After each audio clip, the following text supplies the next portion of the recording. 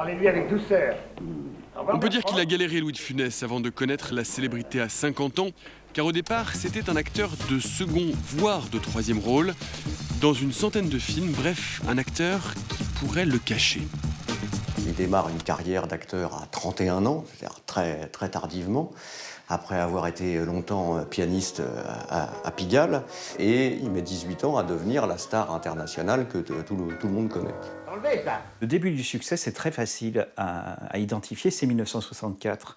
Il a la chance de tourner en l'espace de moins de 6 mois, 3 films, Le Gendarme de Saint-Tropez, le premier volet de Fantomas, c'est Le Cornio, qui sont tous les trois des succès phénoménaux, ce qui fait qu'au début de 64, c'était un comédien inconnu. Au début de 65, c'est le numéro 1 du cinéma comique français, à tel point qu'on a dit qu'il avait réussi à être plus fort que James Bond, puisqu'il battait James Bond en termes de box-office, ce dont il aurait été bien incapable un an plus tôt. Entrez, entrez, vous allez voir. C'est terrible. Entrez. Ah! C'est possible! C'est pas possible, il était là! Enfin, il était là, il doit être là, je ne sors pas de là.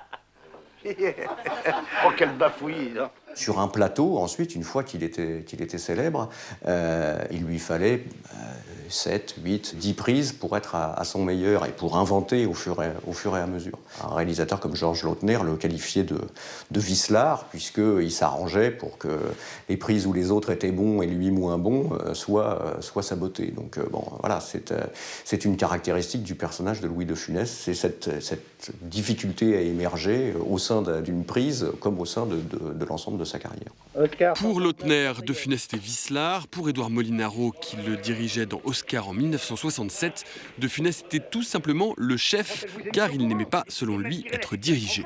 Alors on a demandé à Mylène de Mongeau, la blonde boudeuse qui fut sa partenaire dans Fantomas, ce qu'il en était vraiment.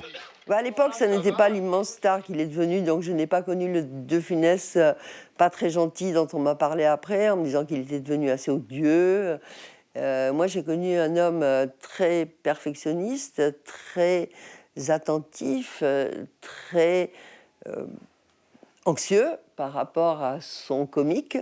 Et sans arrêt, il était en train de tester, quand on faisait une scène, il testait nous, les électriciens, les machinaux, tous les gens qui étaient autour pour voir si les gens souriaient, ou bien si les gens riaient, ou bien si les gens restaient froids. Cornio F24 première. Terminé. Partez!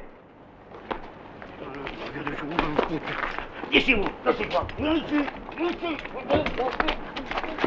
Au moment de la plénitude de sa gloire, de Funès, ça n'était plus un acteur qui jouait, c'était un acteur qui jouait le personnage qu'il s'était construit pendant 40 ans, et ce personnage, il l'imposait de film en film et de réalisateur en réalisateur, ce qui fait que les réalisateurs ont sans doute eu l'impression de ne pas avoir beaucoup de prise sur lui, puisqu'il imposait son tempo. Il imposait des modifications du scénario qui allaient dans le sens des gags qu'il pouvait faire à partir de ce personnage-là. Je ne pense pas qu'il était tyrannique, mais je crois surtout qu'il était exigeant parce qu'il s'était construit une image, il savait que c'était celle-ci que les spectateurs attendaient et qu'il n'avait pas envie d'en dévier. Le metteur en scène doit diriger sans que ça se voit, sans que le clown, enfin que l'acteur, il ne faut pas le sentir.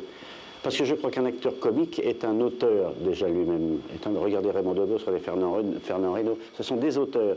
Et je ne vois pas pourquoi d'un seul coup il se ferait diriger de A jusqu'à Z. On invente aussi, mais c'est là tout l'art du metteur en scène.